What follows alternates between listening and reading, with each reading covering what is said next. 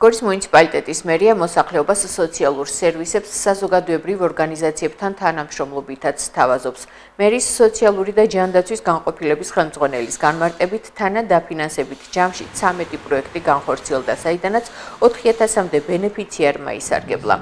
როგორც მერიაში ამბობენ, პროექტების თანადაფინანსების მიზნით ადგილობრივი ბიუჯეტი და 480,000 ლარია გამოყოფილი. პროგრამის მიზანი მუნიციპალიტეტში სოციალური მდგომარეობის გაუმჯობესებაა. გორის მუნიციპალიტეტის მერიაში მოქმედებს სოციალური პროექტების თანადაფინანსების პროგრამა.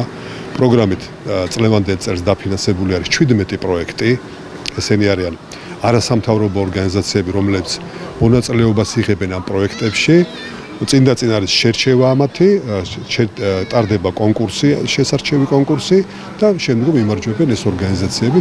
წელს მაგალითად 17 არასამთავრობო ორგანიზაციამ მიიღო მონაწილეობა ამ კონკურსში და ესენი გავიდნენ. ესენი არიან შინმოვლის პროგრამები არის, ასევე არის